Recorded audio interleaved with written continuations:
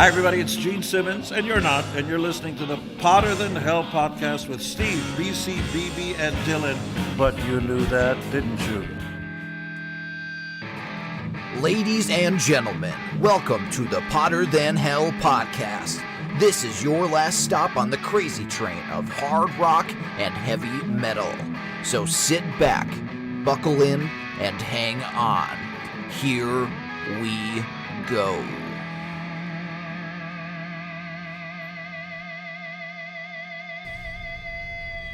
Welcome, Hellions, to another episode of the Potter Than Hell podcast. And today, I'm the host. And I'm joined by Steve. And on keys, Dylan. And BB is still out there on the road somewhere. I think he got lost, but he better bring back some good vinyl. He's on tour. He's on tour. He's doing a tour, I guess. So it'd be interesting to see what he brings back. Anyways, what are you listening to this week, Dylan? Let's see. I decided to give... do you guys know the band Jet, by any chance? Yes. Mm-hmm. No. Are you going to be my girl?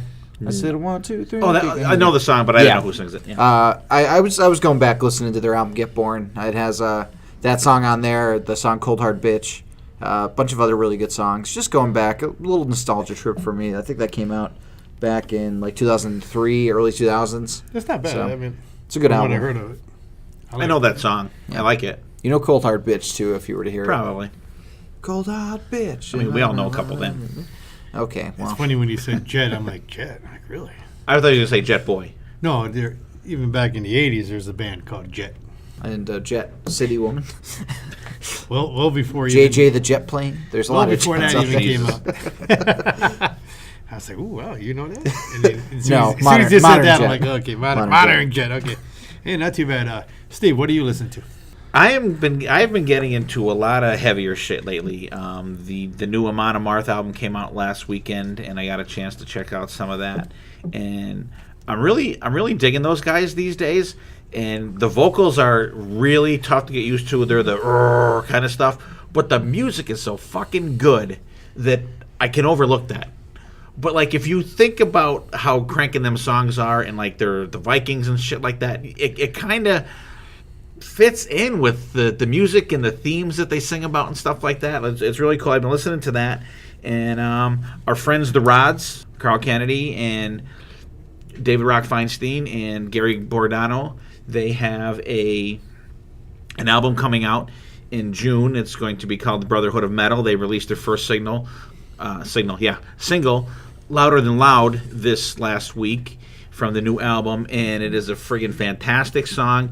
And I really like this song because it's if you're familiar with the Rods, and if you're not, please, I implore you to go check these guys out. They're a power trio. They've been around since the 80s.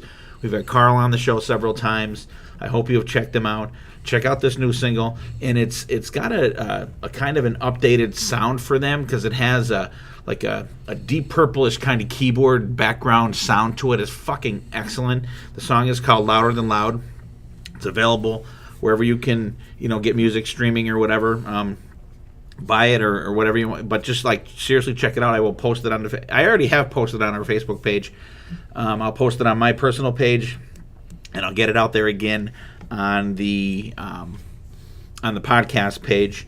And I was actually the other day listening to the Wasp Double Live album. Listened to a lot this week. Jesus. I did. I actually had some extra time where I was able to listen to some stuff. Double Live Assassins. That is a fantastic album. The medley at the beginning of that concert is it's like a 10 or 12 minute thing, and it's just a mix of a couple of different songs, and it's fantastic. It's a great album. And actually, right before we came in tonight, I was listening to the new Denman album, Raw Deal, which is still a fantastic album. So check them out. And sorry, BC, that I'm going so long here, but I wanted to give... This is your birthday episode. I know.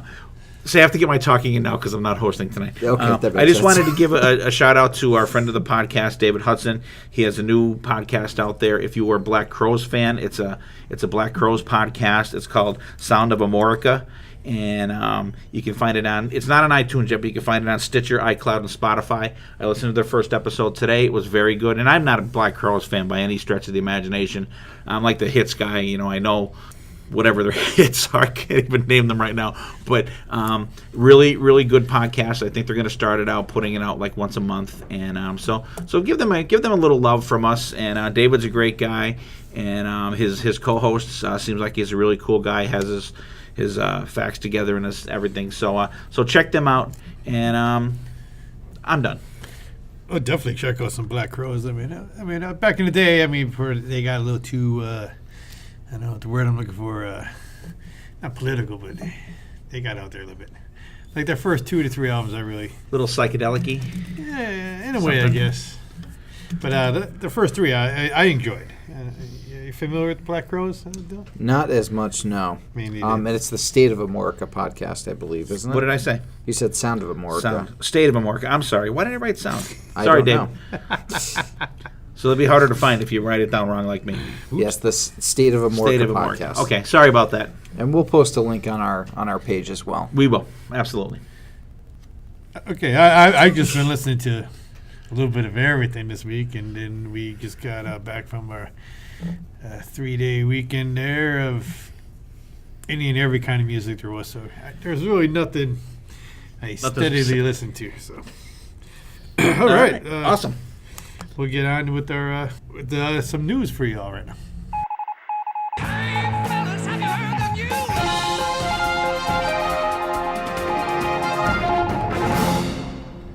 All right, this week's news, you guys. This news is going to be fucking awesome. All right, just going to throw that out there right now. The band Nitro. BC, I know you're a big fan of Nitro. Michael Battio, whatever the hell his name is, that plays the 2-neck guitar that go each way. Him and that Jim Gillette dude that was married to Lita Ford. They're done. They're done. The reunion is over. And how long did it last? I don't know. I don't. Maybe even a couple of weeks. I have no idea. Oh, I was going to say it just went down the crap. Right, I heard about it, and then like all of a sudden, like they're not doing it. Hey, and I honestly, I don't even know if anybody listens to this podcast even knows who they are or give a shit about them. I don't. I just think it's funny that like they're done before they even fucking started. So I guess, and like have you ever listened to their music? Very little. Like very like I don't know. They're like. Kind of like Dragon Force type power, crazy shit, like real just power, like extreme metal shit, like extreme like Yngwie on like fucking steroids. Yeah, it's just crazy music. But apparently, so if you're looking forward to a new Nitro album, it's not gonna fucking happen. Yeah, I didn't know they were a thing, let alone that they broke up already. And like it seemed like as soon as you heard something about it, and like I was like, maybe I would listen to it if it came out, but it's done, so we're not getting that. Okay. Oh, no. So the Nitro album will not be on our top 10 list at the end of the year. Damn. And how about Stryper? Michael Sweet's got a new solo record coming out in September. He's having his usual thing. He's having a bunch of different guys on there. The guitarist from Fozzie's doing a solo on it, and Joel Hoekstra's doing something on there, and he's got a bunch of different guys on there, and busy guy. And then Stryper's going back into the studio next year. They're supposed to have a new album coming out, but the real news for them is their set list that they've been playing. I know we've talked a little bit about set lists for Judas Priest and stuff in the last couple of news items, but they are having some crazy nights. Yeah, they're playing half their set is covers. Yeah. Because I saw something. Here's the last show they played. They Soldiers Under Command, Loving You, Calling on You, Free, Shout It Out Loud, Heading Out to the Highway, Heaven and Hell, Panama, We Will Rock You, Crazy Train, All She Wrote, In God We Trust, Always There for You, Sorry, Yahweh. Then they take a break, and then they come back for an encore, and they do The Valley, and then The Hell with the Devil. Yeah, they do All She Wrote because Perry Richardson was in Firehouse, and he's the bass player. Huh. But the set list is like half covers. That's crazy. I would have picked a different Kiss song, but I know that was. I wouldn't have picked a Kiss song at all. Well, that was the one that was on there. Was that the one that they had on their covers album? Yes, Shout It Out Loud was on it. That makes sense. But yeah, that was on the cover. Yeah. Some cool ones. But On Fire was on there for Van Halen. On Fire for Van Halen, not Panama. So that's interesting. I think it's interesting that they're doing that, and I guess he's saying that they're mixing it up and showing their roots and stuff like that. But I think it's kind of cool. If you're not you're getting your striper hits for the most part, and you're getting some other cool shit in there, and they do covers great. Yeah, that's true. They've always done Peace of Mind from Boston. Yeah. And that was even on the Murder for Pride album, and it was a really good version of it. So I'm excited. I hope that they stick with that set list for the Monsters of Rock cruise. Glad they do Yahweh. That song kicks ass. Song fucking kicks ass. Absolutely. So look for the new Michael Sweet solo album coming out in September. It's called 10. And look for New Striper next year. If you can see them, they're out touring now. They're on the road. Go check them out. You'll be seeing some cool shit. And Alice Cooper is kind of in the midst of recording a new album, and he's working with Bob Ezrin again. He said he's got a couple things done, and it's going to be. He said it's going to be different, and I kind of get nervous when someone says it's going to be different, but especially working with Bob Ezrin, because you could go either way with him. You can go all elder and go or you can go revenge and go yeah. So we'll have to see how that goes. But I would be interested to know if he's using his touring band to record. Because remember the last one that he did, he didn't use his touring band. The only one that he used was Tommy Hendrickson on the last album. It'd be interesting to see after you just said it's going to be different. I know, it scares a little bit. It's scary, but we'll see what happens. Yeah, it's interesting. I got nervous as well when I saw that statement because I saw it posted and I was like, oh boy. Because when Alice does different, just like with Bob Ezrin, you get a couple sides of the coin. Like you could have something like Disco Bloodbath Boogie Fever, or you could have something like What Baby Wants. And I'm like, I hope it's more Disco Bloodbath Boogie Fever and not What Baby Wants. But as for using the touring band, I'm gonna say he's probably not gonna, because all those like most of them for the most part, like Nita Strauss, they all have a lot of other things to do. So maybe being in the studio, they'll just get like the session guys again. Well, myself and BB are going to see Paul Gilbert down in Ardmore in June, and we're doing the Nita Strauss VIP, and she does like a Q&A kind of thing. And I think and you get to ask her stuff. So I think I'm going to ask her that, seeing if they're going to be recording with Alice, and if not, why, and why they didn't record with them on the last album, like what the deal was. Like, like you said, it might have been like Chuck Garrick and Calico, and they might have, I don't know if she's really on albums, but they might have been doing the Beasto Blanco stuff, and Nita might have been, recording her own album that came out last year that was fucking excellent. It came out, this year it came out, right? Yes. It came out this year. And so maybe, maybe you're right, though. Maybe they were busy. So it'll be interesting to see who she actually uses for that, who he uses for that album. And, Alice, she. And one more thing, Glenn Hughes postponed several dates in the UK because they didn't specify what was the matter with him. They said he had an urgent medical issue That wasn't life-threatening. It wasn't life-threatening, but needed to be taken care of rather quickly before it manifested into something. So whatever it is, Glenn Hughes, if you get a chance to go see him, fucking amazing, right, BC? Exactly. I mean, I was very surprised that Penspeak had a thing for him. Yeah, I mean, fantastic. His voice is still top notch. 67 years old. It's really funny how specifically vague that statement was. Yeah. It's like, we'll give you a lot of details, but we won't. It could be an ingrown toenail that could turn into an infection, and he could get his foot chopped off or something. I wish a lot of other statements would read like that. Right. And also, they did question him, and he's not looking to do a solo album right now, but he is still working with Joe Bonamassa, so hopefully we'll get another Black Country Community album out of the deal. There's the news. I hope you found it as stimulating and as awesome as we did. And Dylan, you even look even a little smarter after hearing all this news. I try. You do to absorb it. Absolutely. All right, let's jump right back into the show.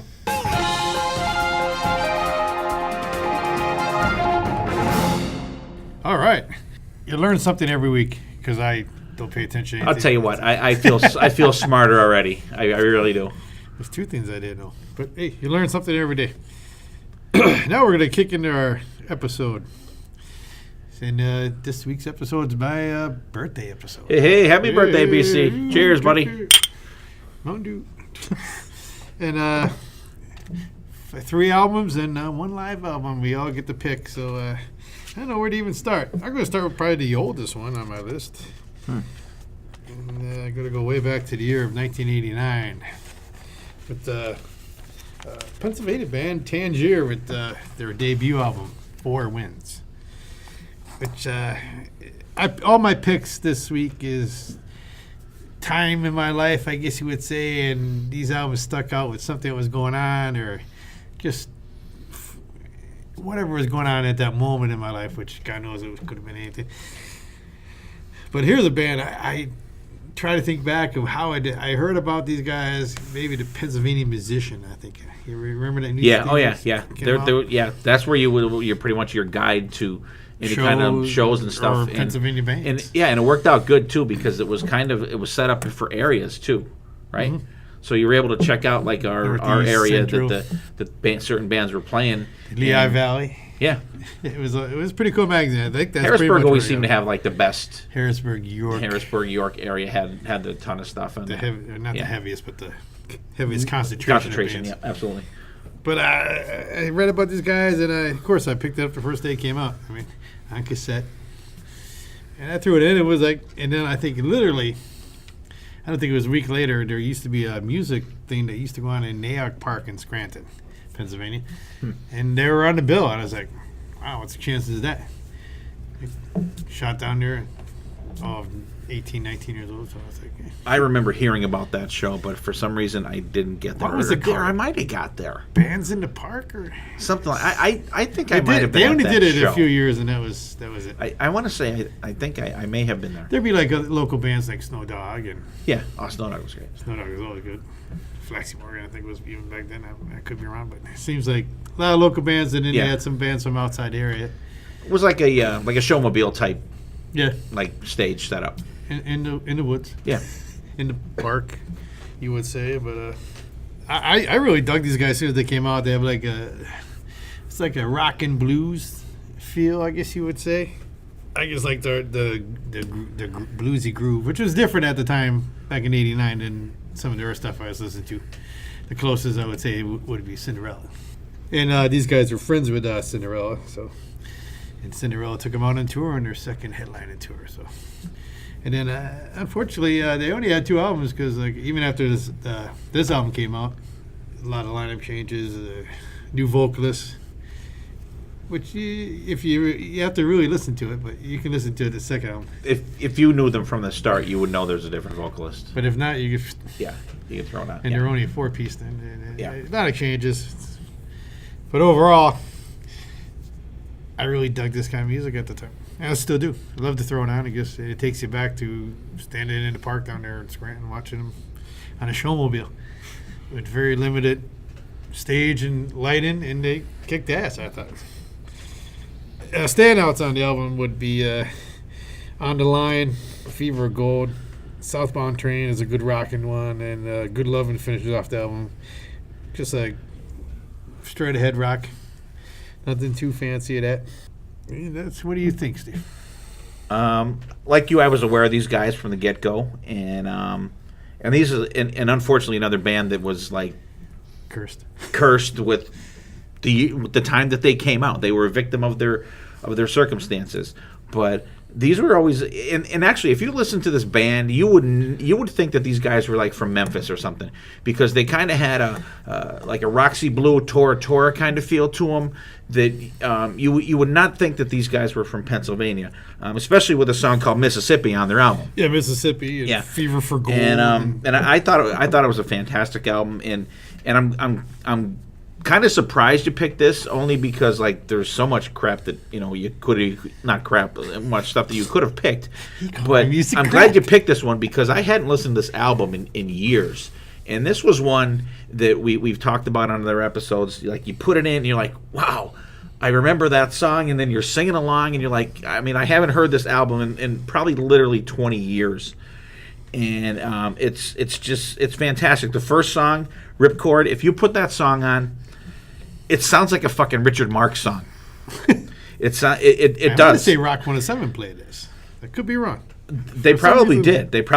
And I couldn't even tell you what the Richard Marx song is. Whatever his most well-known song, it's the guitars in it sound just like that. And I think it's a really good song. I like the solo in it. And Mississippi, very bluesy, very cool. On the Line is my favorite song on the album. It's a great song. I love the chorus. The vocals are great in it. In Time is really cool. It's got a great kick in it. Four Seasons, that's probably the mellowest song on the album. And did I say Four Seasons? Four Winds. I'm sorry. Boy, I'm like stepping on my tongue today. Fever for Gold has a fantastic chorus in it. That's one that you're just gonna, even if you don't know the song, you'll be singing along to it by the time you get done listening to it. And Southbound Train, listen to this song. It has like the same guitars as Sammy Hagar's Baby's on Fire. Dun, dun, dun, dun, dun, dun. It's like the same exact thing as Sammy Hagar Southbound. That's the song Southbound Train. Baby's on Fire from Sammy Hagar.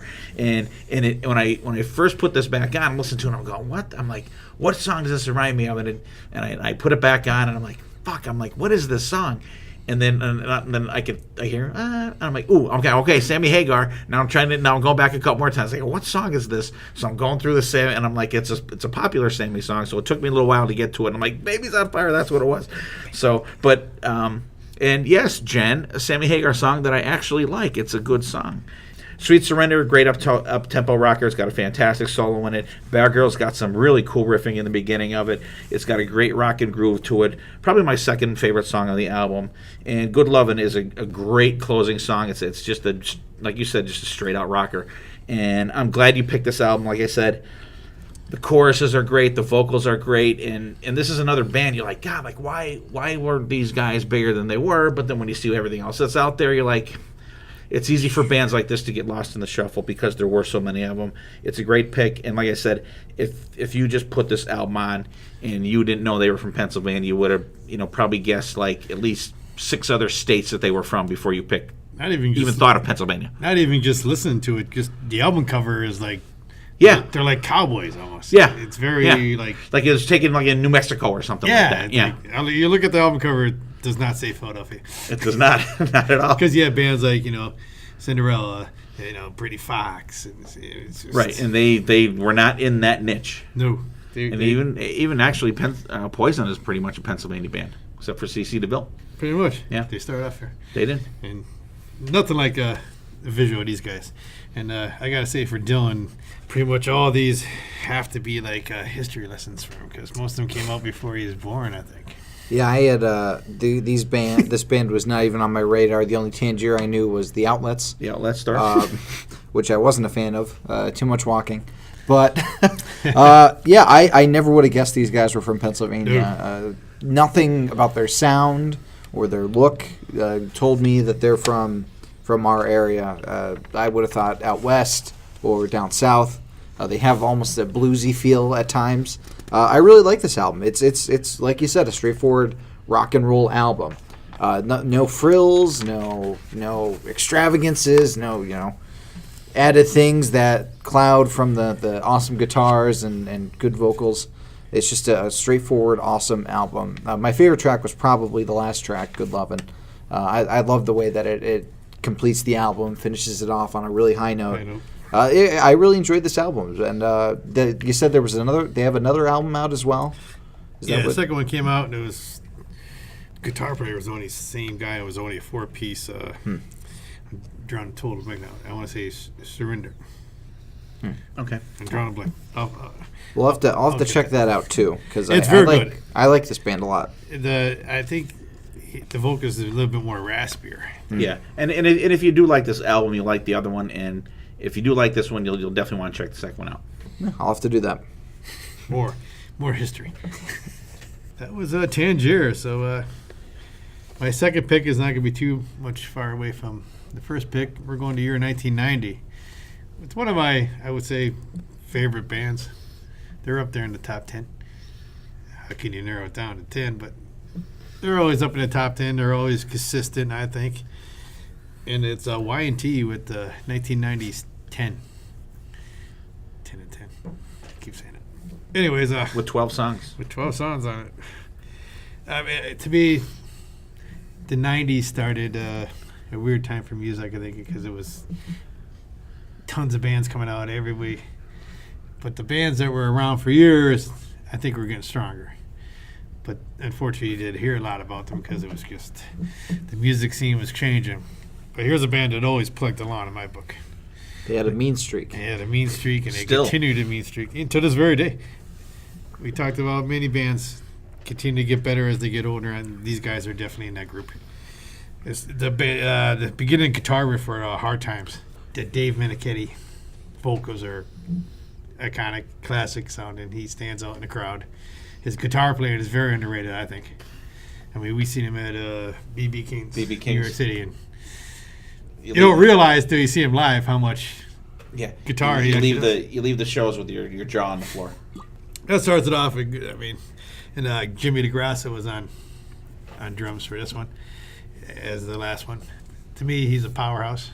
Very underrated drummer too. Another have sticks will travel guy. Oh, he was playing with everybody back in the day. He was Still to this very day. I don't know who he's playing with now. I don't know. He might be taking a vacation. He needs a break from 30 years of drumming. But anyways, that starts off the album. The second tune is Lucy, because everybody's talking about Lucy. She has Classic. some explaining to do. She has some explaining to do. Classic YT sound, and to me the solo in this stands out. So of anything, Don't Be Afraid of the Dark is the next track, which it's all right. I think it's they're trying to stay on the radio to me, but not bad. The next two songs I love, Girl Crazy, just love the riff in it. City, which starts off very slow and acoustically, and then kicks into the heavy guitar riff and drums. Coming in Out of the Rain, there's a slow tune on there, which not bad. Next two are Red Hot and Ready, which I love. Classic of YT sound. She's Gone, guitar riff in the song, and of course the classic cowbell.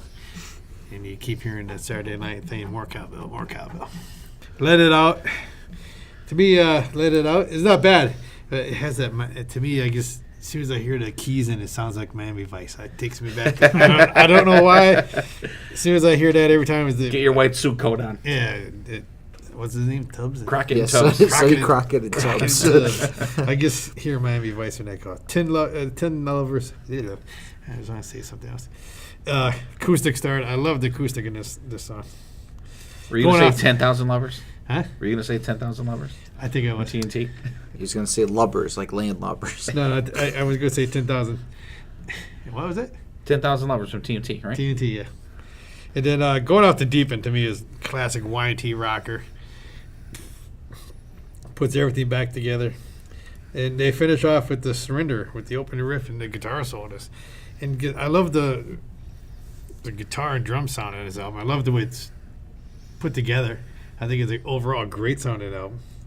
And you throw this on and, I don't know, he takes it back to a greater, better time in today's world. Dylan, what do you think?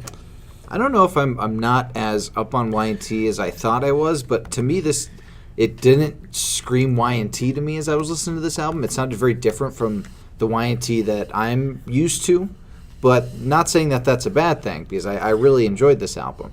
I especially like the chorus and She's Gone. I love the way that's done specifically. It really caught my ear and it was just great. I mean, David Meniketti and friends did a wonderful job on this album. There's not really a track that I was like, okay, let's get on with it. It's just another great rock and roll album, just straightforward, no frills. And notice I keep saying no frills because that's going to come back later in the podcast. But I really did enjoy listening to this one. There wasn't a track I didn't like, and I really need to delve deeper into Y&T because everything I hear from Y&T and having seen them live impresses me.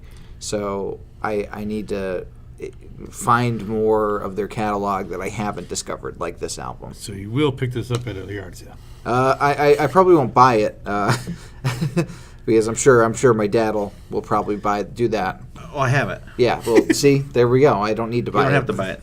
Vinyl? I don't have it on vinyl now. Okay. I have Down for the Count. I have Mean Streak, Earthshaker, I think. In Rock We Trust. I think they're the ones I have. Not too bad. What do you think, Steve? Love Y&T. Absolutely love them. And I just actually looked it up. Jimmy DeGrasso is the current drummer in the current version of Rat right now. No? He was. He was? But Okay. right now, Black and Blue, Pete Holmes. Oh, that's right. That's right. Oh, he was the drummer before him then. He was the drummer when Good God, the revolving door in that band. Oh. He was the drummer when they got back together, the original guys. Except for Blotzer, right? No, except for Blotzer, because Right. he was taking Blotzer Okay. and I stand. with Carlos. You're right. You are And they definitely did right. the Masters of Rock Cruise. Right. And to me, Stephen Pearcy sounded great, which we'll leave it at that. Then He sounded great then. I love this album. It's not my favorite Y&T album, but and I gotta say I have not listened to this album all the way through in a really, really long time. And actually, talking about Jimmy DeGrasso, Steve Smith from Journey actually drummed most on this album. Mm-hmm. He drummed on every song except for City, She's Gone, and Going Off the Deep End.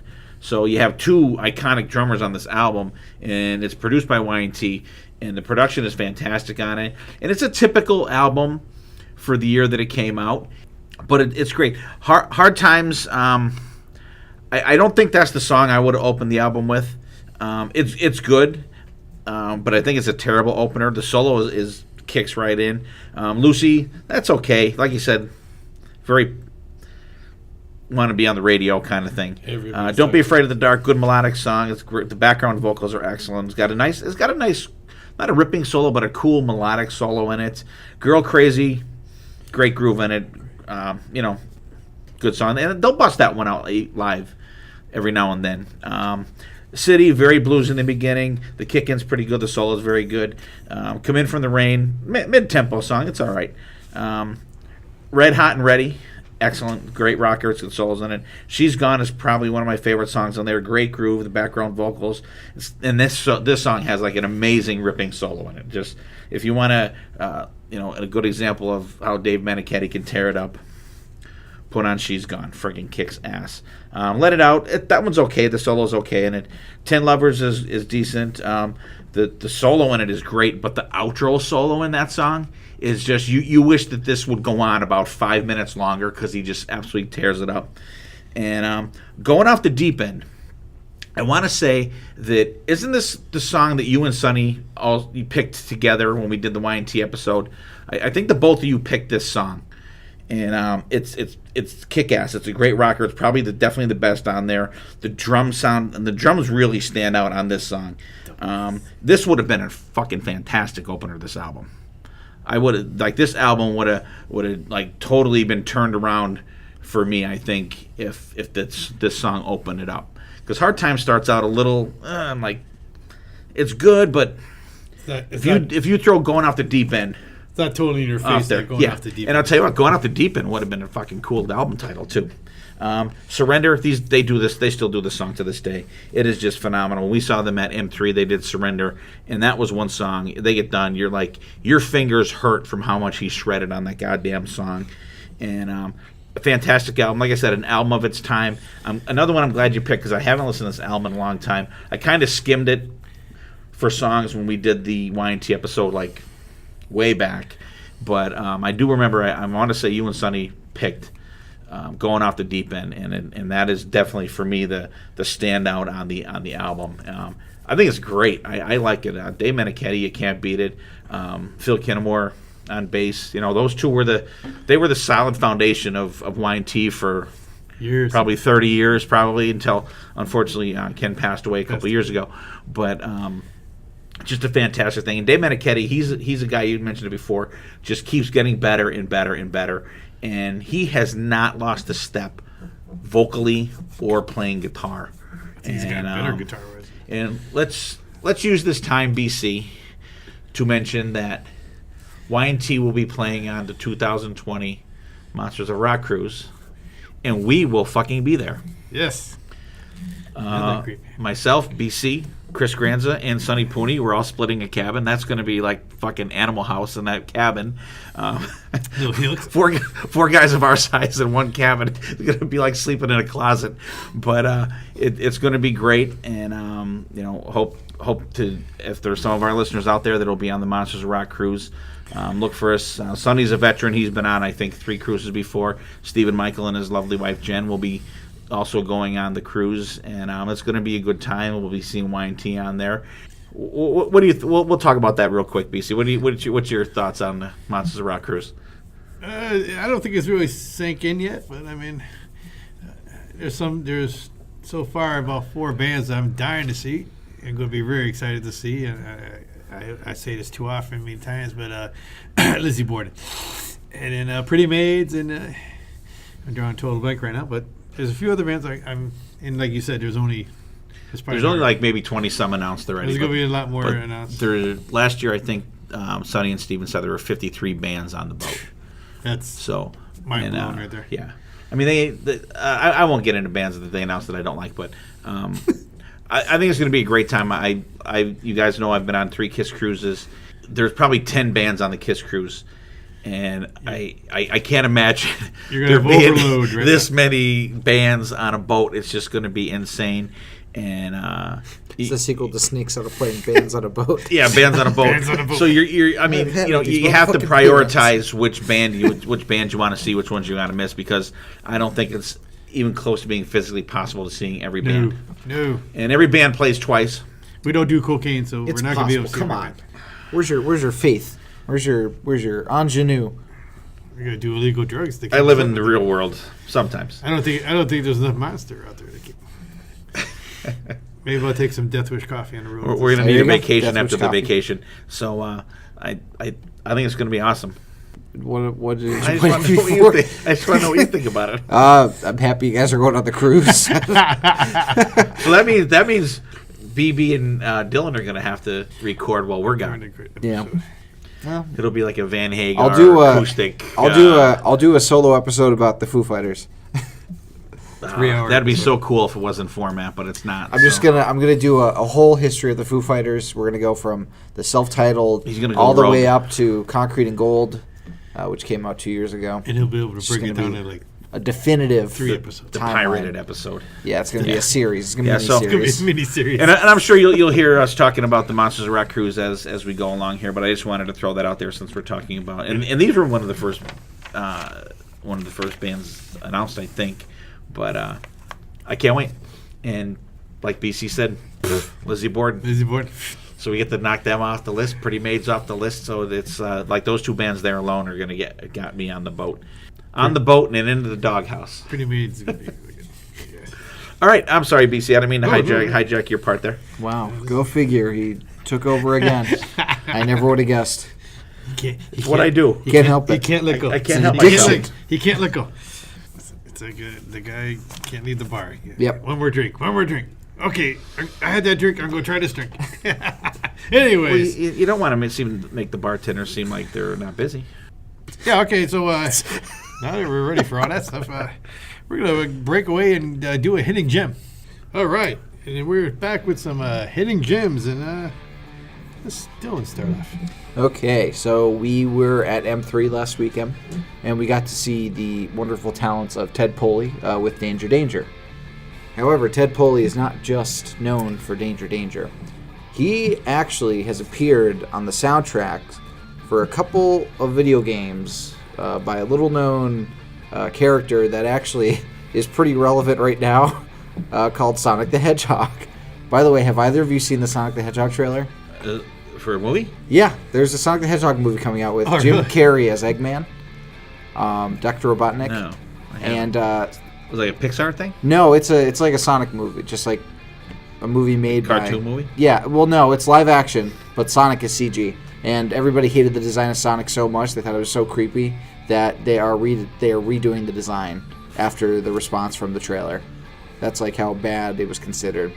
And Sonic was a kick-ass game. Fucking love playing that game. Yeah, and you may have heard Ted Poley singing in a couple of the games. He was on Lazy Days Living in Paradise, a theme from Sonic Adventure. The song that I really like that he does is Escape from the City, which is from the first level of Sonic Adventure 2, where like a giant tractor trailer is barreling down and you're Sonic running away from it. But the soundtrack for most of the Sonic games are really good. Like they're like a pretty like hard rocking soundtrack. No. I don't remember the songs in there. I was trying so hard to not get killed. I didn't notice any music. I I'm not into the game world, but I mean, is it still games today? Yeah, Sonic is still coming out with games today. And that's I don't like. We you used to said, play that all the time. Yeah, I don't remember. I don't remember music in them though. That's Just the rings. the 3D ones he's on. He's in. Oh, not that's not the past Sega, one. not the Sega Genesis. Oh, like see, Dream- we're the classic. No, Sonic yeah, Sega, guys. We're Sega classics, Dreamcast and on. Oh, all right. Oh, okay, that's But what. Okay. See the that, most see that. recent I think he That's why worked we're so on was the 2011 Sonic Generations. But his you could hear his vocals in those songs. And Sure, I would also recommend the band Crush 40, who do songs for the Sonic games. They're really good. The song Live and Learn is like kick ass. Since when did these games start putting kick-ass music in? Old Megadeth has done. I think it Soundtrack. I think it started with the NASCAR games. Because remember, like Flirting with Disaster was in the Oh, early yeah. all versions the of it, had all the stuff like sports that. games have like kick-ass soundtracks. The WWE games actually have pretty good soundtracks. Like what was just on one of them? I can't remember, but I wonder if Ted does any of those songs live. We may have seen him do one of them songs or something we I'll saw play last a- year at the Sleazy Slimy Sunday I'll play you the when he did a popular solo one. show. I'll play you the popular one after the show. But yeah, I mean, Ted Poley. I mean, he's very underrated. I think. I mean, he got labeled, I guess, maybe the vocals of Danger, hair band, blah blah blah. But he put out some albums under his own name. Bone Machine. Bone Machine. You ever hear any of that stuff? I mean, cranking stuff. I mean, and we saw him last year live. I mean, He was great. He loves what he's doing, and it shows. Yeah, You can tell people that love what they're doing, no matter if it's Yep. 10,000 or 50 people. Right, and I was just gonna say that I don't think he would have cared if there was 10 people there or 1,000 last we saw him last he year. was just having a great time, and it shows every time he performs. Yeah. So I'm gonna say the song "Escape from the City" specifically is my hidden gem from Ted Poley on the Sonic Adventure 2 soundtrack. Cool. Yeah. There's a hidden gem for you. Yeah. Steve, what do you get? All right, I'm gonna pick a song, Cool. and this is from my band that I liked. I picked their album last year that they came out in my top. I think they were my top 5, maybe the Powerwolf album, and they're like a German metal, power metal band, and they put out a covers album this year, and it's called Metallum Nostrum, and they do a cover of Iron Maiden's "The Evil That Men Do." And I talked about when we did the Iron Maiden episode how I hated that song, like totally. And then when I saw it live, I loved it. And they do a version of it on here. It's great. Musically, it's great. And he doesn't try to over-sing it and like go, crazy Bruce on it. But he sings it in his own way, the singer. And it's a real good version. The album is really good. And check it out if you like Iron Maiden. And there's some great songs on that album. They do Touch of Evil from Maiden. They do the song Edge of Thorns from Savatage. They do Power and Glory. They do Out in the Fields from Gary Moore, Shot in the Dark.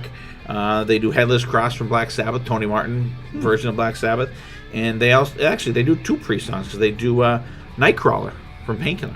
Really? So you got 2 songs from Painkiller on that album. So it's really good. So check it out. You definitely have to check that out. All right, like I said, went to M3, a great weekend, and one of the artists there is always getting abused lately about his weight. So my hidden gems could be Vince Neil. I picked it searching on music, and it was on, how they put the things on the bottom of Apple Music, is it? Yeah. And Like for more of this artist type thing. or you may like this, you may Right. like that, and I don't know what the hell I was listening to. And this was one of the ones on the very bottom, Vince Neil, Live at the Whiskey, One Night Only. Ooh, that's a good album. And I don't think I've ever really listened to it. I put it on and just played it all the way through. I mean, God love him. It was better back then. I mean, it's a good album. It's all crew stuff. Who plays on that? Do you know? Offhand. I do. Vince I Neil. have it on CD. Vince Neil's the Vince most. Yeah, Neil. really. I I have it on CD. I have it on CD I'm somewhere. gonna say the way this stuff is. I don't think it was. It's not the band he's got now. Let me look. No. It's probably more his soul albums band, which Yeah. Okay, so Steve Stevens, I want to say. we have There you go. Brent Woods on guitar, Brent Woods. Jamie Hunting on bass, and then Brent Fitz on drums and Oh, keyboards. Fitzy. Cool. So that was later on, but I mean, you put it on, I could listen all the way through. It's enjoyable. I mean, people are ragging on him nowadays. I'm sure the bass player can actually play bass. I'm guilty. I'm guilty of it too. And but back then, hey, Vince was the guy back in the day. No matter how much you hate or love him, I mean, But this is a good album for Vince Neil. And I was surprised when I just put it on and I just let it play all the way through. And like I said, to me, it's a good little bit. You don't really, I never really heard about it too much. I remember it kind of coming out, and I think at the time we were like, yeah. I bought it when it came out. I had it when it came out. I still have it somewhere at the house. I haven't listened to it in forever. But I remember they were good, solid versions of the songs. They were. And the whiskey. Yeah. Cool.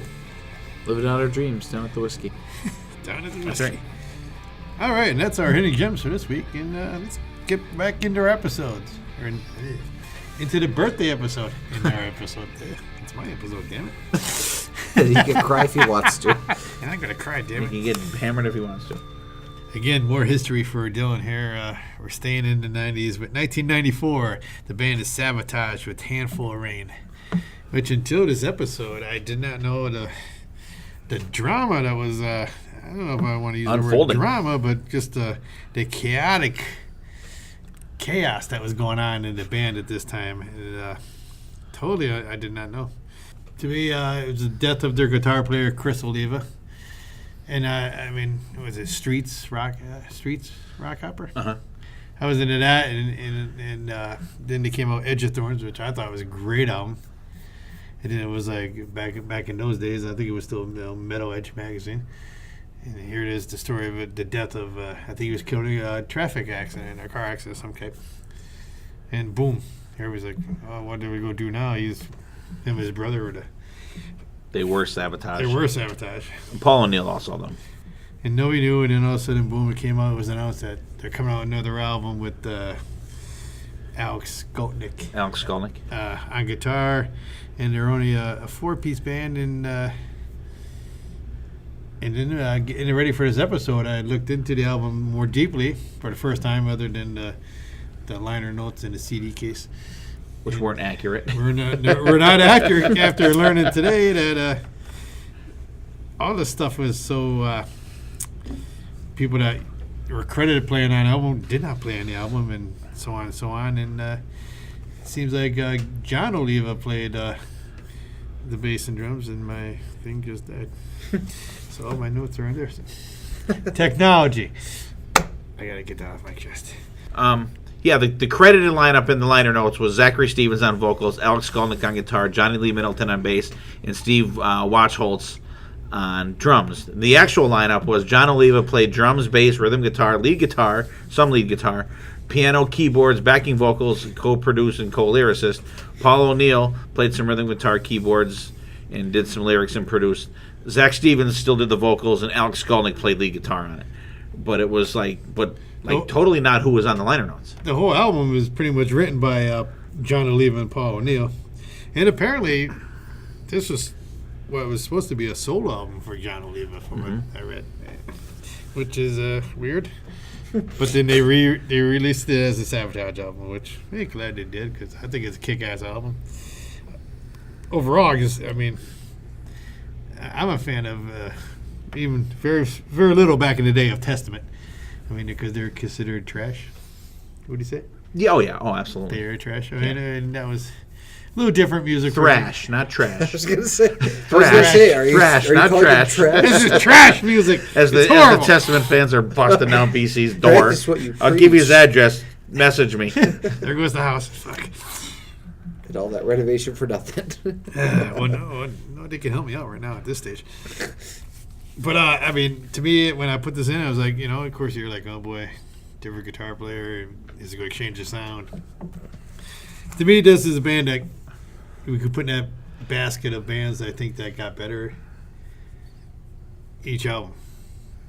A little bit heavier, a little bit more, what's the word, polished maybe. But anyways, Handful of Rain, it starts off with Tonda Cobras, which I just loved. This is one of the songs that Chris Oliva wrote before his passing.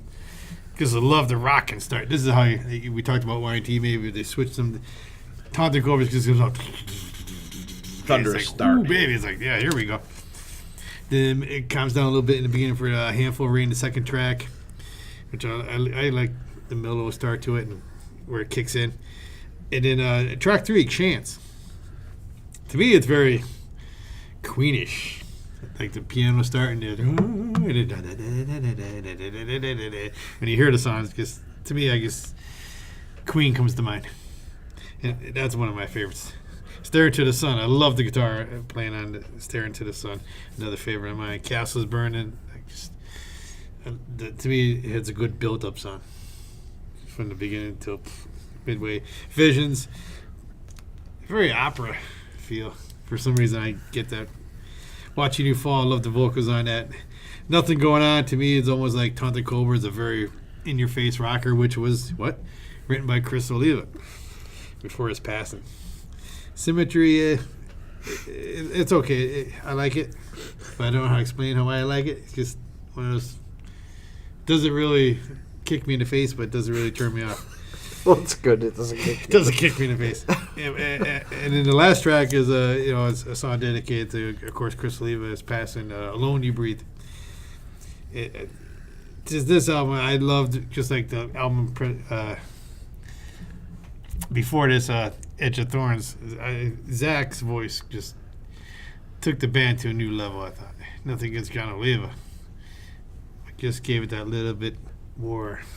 A little extra bootage. A little bootish and a little less graspier, but I loved where this album continued to go, and the albums after this. So, Steve, what do you think about this album?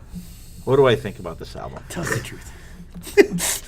Savatage. No, great album, and this is a band that if everybody out there doesn't know, this is the band that Trans-Siberian Orchestra came from. Mm-hmm. They say it started with the Dead Winter Dead album with the song Sarajevo in there. That was the very, pretty much the first thing that TSO released. I could be wrong on that, but very close to that. And this is a band that started out just as a straight rockin' band with Hall of the Mountain King, Sirens, Fight for the Rock, total straight up hard rock metal band. And then once they got to Streets, the rock opera, they started to get a little more orchestration in the songs, a little more bombasticness in their music, and I think you could probably say that a lot of these power metal bands that you have now, like Hammerfall, bands that were back and then, kind of took a template from these guys. In a way, and I've always associated those bands with Savatage of just how they progressed into the orchestral type music that they have, and for each album of Savatage, they got a little bit more splashes of that type of stuff in each album. Like Edge of Thorns has a little bit more than Streets had, and then Handful of Rain's got a little more than the one before that. And but I think it's just great. It works for them. Like you said, Zach Stevens is fantastic. His vocals do take the band to a new level.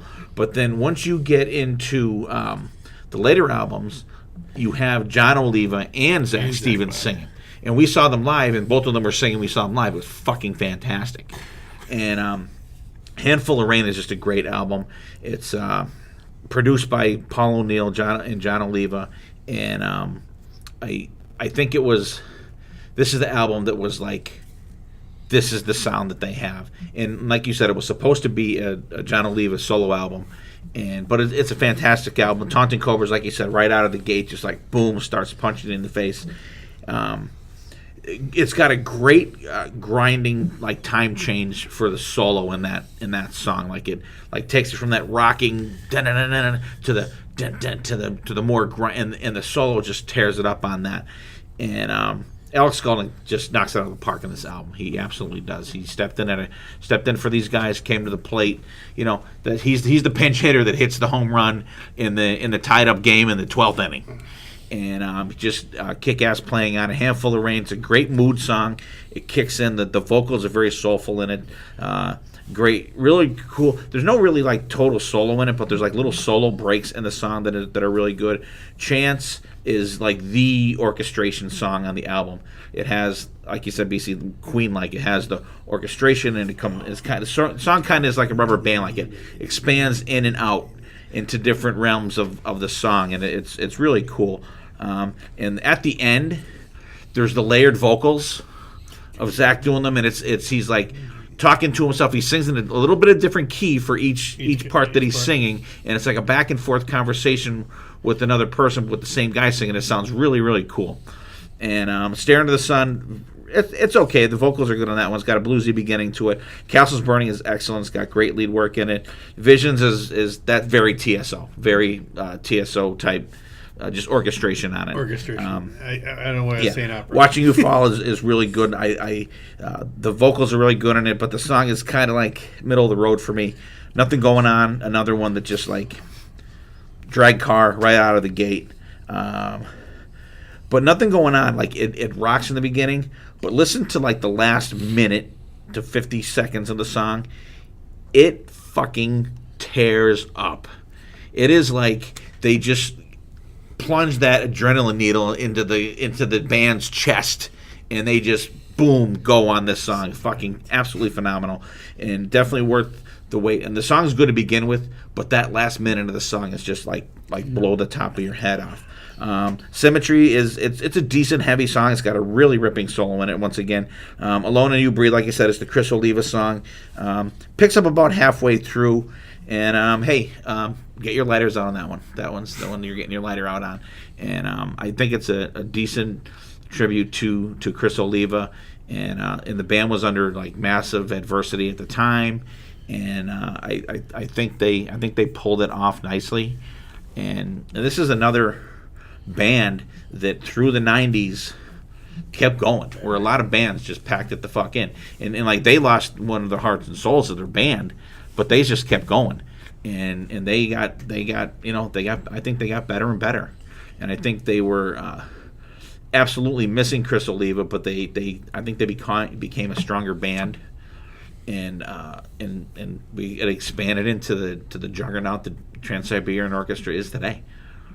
This was the album I was absolutely most excited to listen to, because I had always heard bits and pieces of Savatage. Of course, I was familiar with the Trans-Siberian Orchestra, but I'd never really sat down and listened to Savatage front to back. Like, I'd heard Gutter Ballet, a couple songs off of Hall of the Mountain King, but little bits and pieces. So this was the first time I listened to a full album.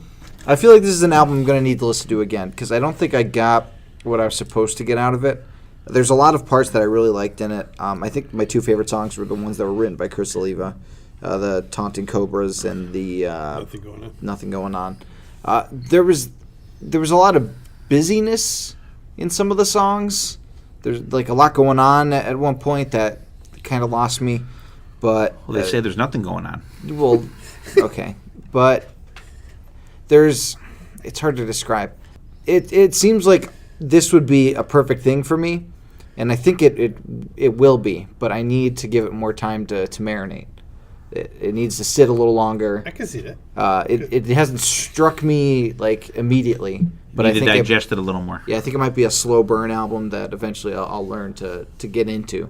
But as of right now, I think it's a great album. There's some good, musicianship in it, but it doesn't quite catch my ear the way that I thought it would.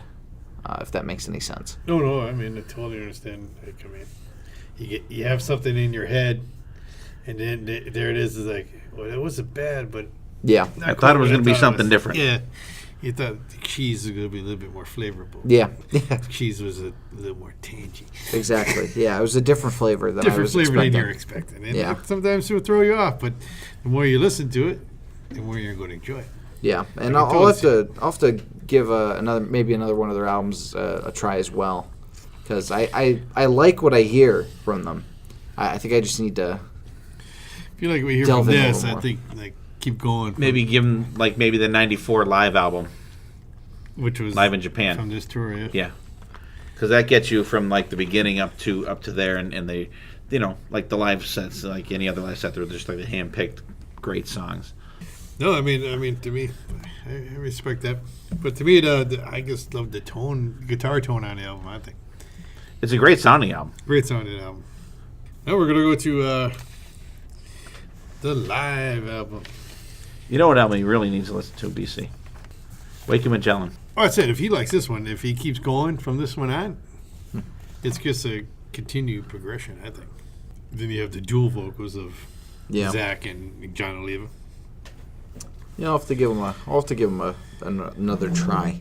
So what's the last album we're The last talking album we're about? gonna listen to is probably the band I've never seen live. One of the bands I've never seen live, and hopefully we're gonna put the end to that. We're gonna go to 2003's with Pretty Maids, live at least. To me, I picked this one for. I mean, there's a million live albums that you can pick that are great. To me, I've always been a Maids fan since Future World back in '87. I want to say 86, 87 area, and of course 86. I'll look it up. Yeah, anyways, 80s, and they came out Future World, and then they were always putting steady stuff out, but they never really. I don't think ever broke through in the United States, which unfortunately they never did, and of course these are the one. What's the word I'm looking for my closet band? Not closet, but band Guilty Pleasure Band? This is definitely a guilty pleasure band that, unfortunately, I never got to see live yet. The keyword there. Why are they a guilty pleasure? Not guilty pleasure. It's just that's why I didn't know what word to use, because like you get, but you never get to enjoy them live. This is a band you always bought their stuff. Yeah, I honestly can't remember them playing in the States. In the States. I want to say maybe once I heard of them playing in Allentown in the late 80s, and Future World came out in 1987. Okay. But to me, I picked this album for, and I can go through all the songs, but that'll take forever. To me, it's a great, raw sounding live album. Not very polished. I love the drum sound and the keys and the guitar together, and I think the crowd is very realistic. Mm-hmm. You hear people clapping like, yeah, you don't hear like most live albums. Right, it's not overwhelming like on Kiss Alive 2, where your ears are. Yeah, like, it's like. Yeah, I mean, everybody's been to shows, and yeah, some shows are like crazy, but most shows are not like that concert.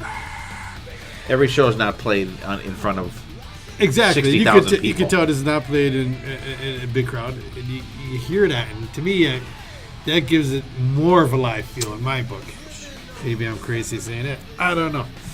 But, I mean, Ronnie Atkins' vocals and Ken Hammer, they're always been They're the two guys that have been there from the beginning. From the beginning, and they're the Mick Jagger and, Keith Richards got them. Of Pretty Maids. And, it was a bunch of songs. I just go to like Tortured Spirit. I just love the grinding guitar. I mean, to me, like I said, this album, the guitar sound stands out to me, and it stands out to me as a band. And of course, you got the classics like Future World, which is the classic hit from them, if you want to say a hit from Pretty Maids. Red Hot and Ready, that's my favorite. Always my favorite since everything. And Virtual Brutality. To me, I hear a little pound cake. Van Halen pound cake in it for some reason. Just the little parts. Just for some reason, it triggers that little light to go on in your head. Like pound cake. Yeah. Anyways, I mean, to me, it's a great live album just because the way it's not overproduced, it's not polished. And overall, it's just very live feeling.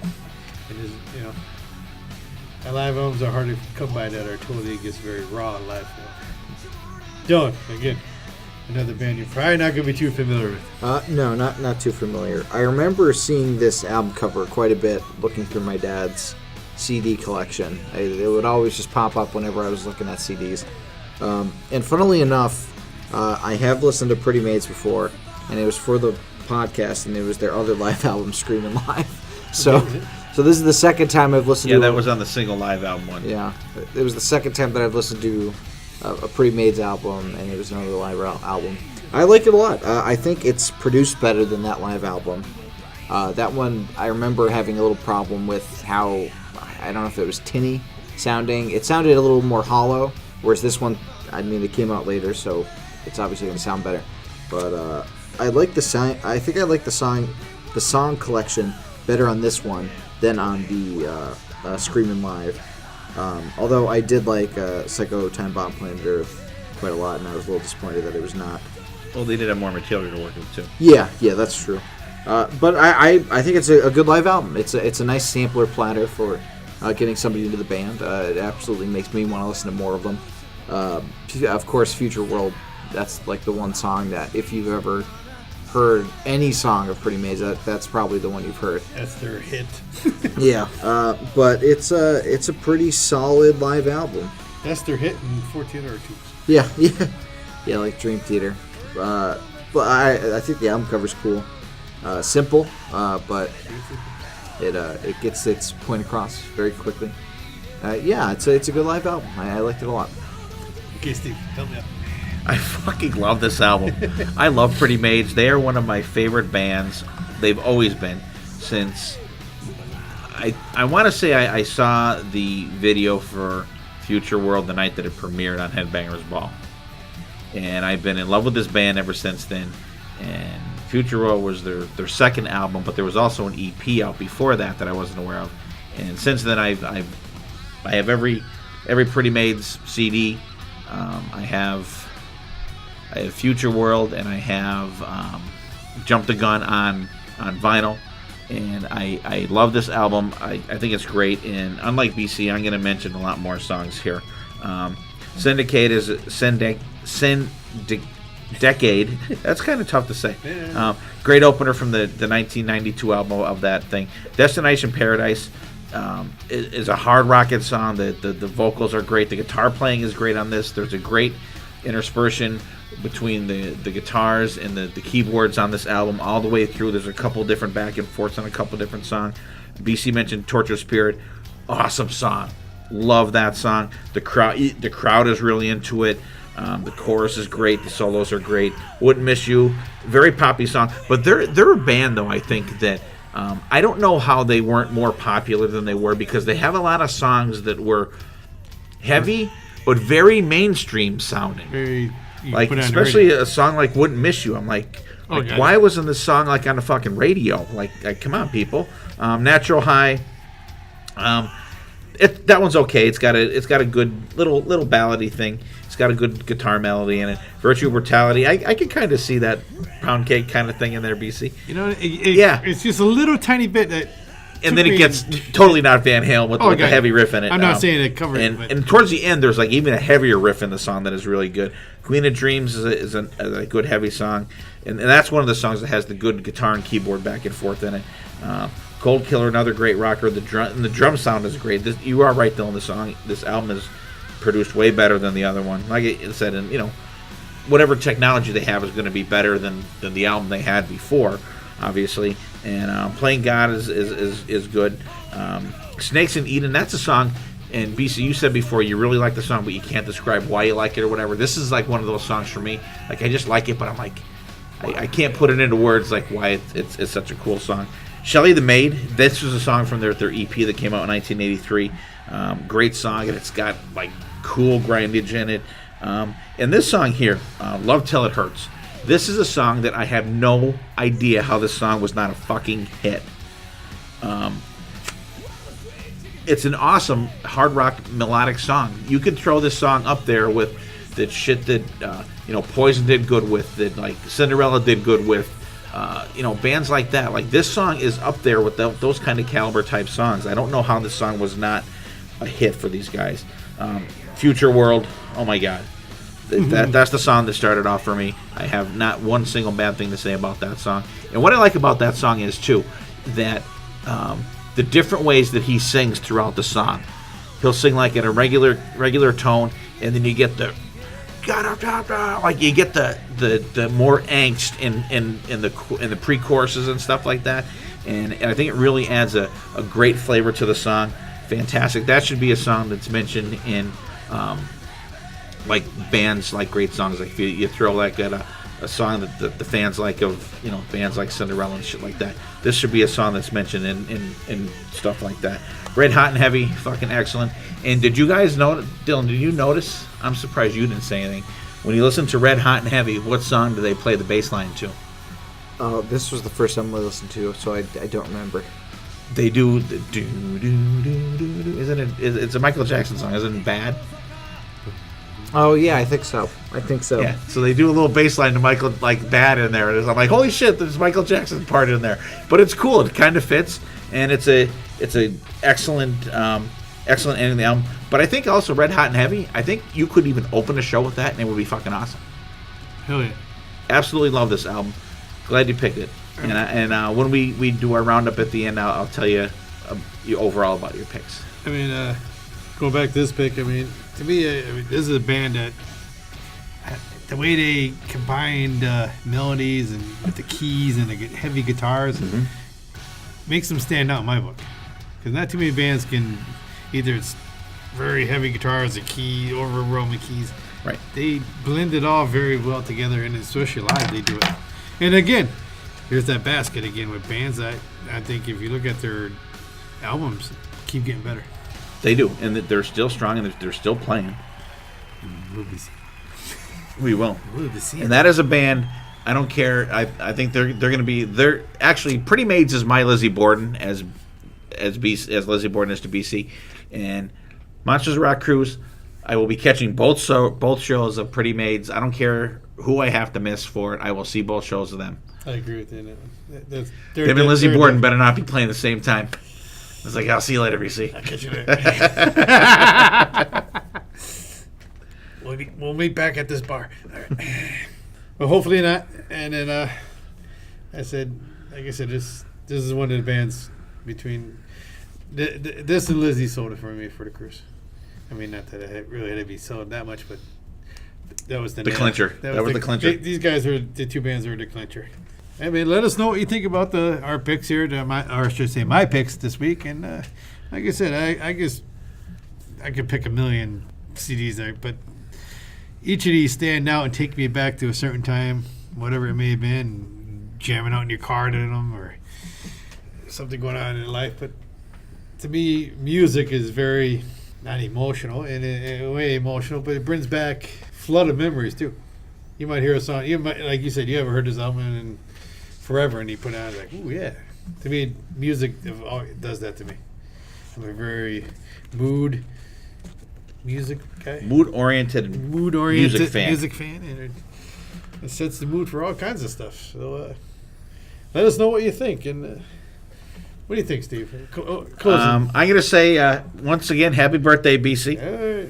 I forget how old I am. 49. He's old. He's old. I'm old. Not as old as me, but he's old. Like I said, happy birthday. And I got to say, I'm surprised, kind of surprised at the albums you picked. You thought I was going all there were this really no metal albums. Savatage is probably the closest to a metal album that you picked. There was no Lizzie Borden, no Dream Theater. Yeah. But they're fantastic picks, and I'm glad you picked the ones you picked. Like I said, I haven't listened to Y&T 10 in years. I haven't listened to Tangier in probably longer. Handful of Rain I'll throw on every now and then. A couple songs I'll throw on a playlist. I can't say every now and then. And what I mean by every now and then might be a year or two, or even 3 or 4 or 5. Tangier comes up. Right.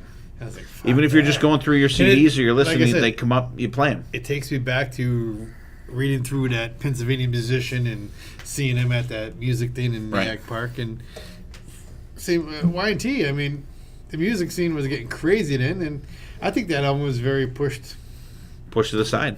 A lot of bands were pushed to the side at that time.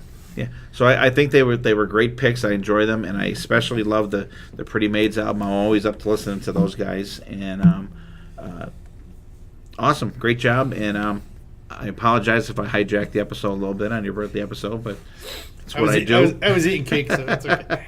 But like I said, once again, happy birthday. Love you, buddy. You do an awesome job on the podcast. You're steadfast here with us, and happy birthday and many more. Thank you. Dylan, this is like Dylan's my birthday episode, but Dylan's history episode. That's right. Yeah, it was cool listening to all these different albums that I've never heard before, never thought to listen to. I mean, Tangier wasn't even on the radar, let alone overlooked. They just didn't appear.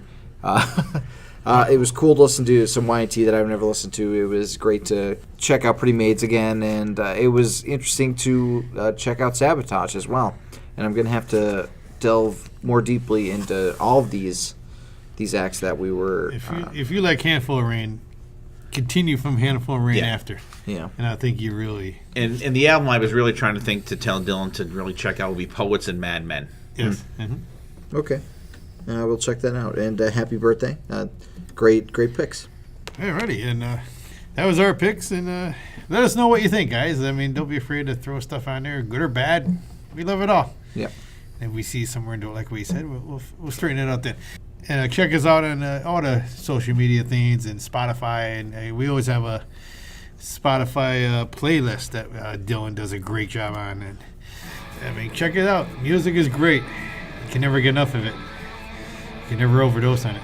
Like bad stuff out there. That's right.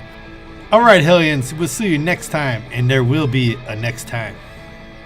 Boom. There it is.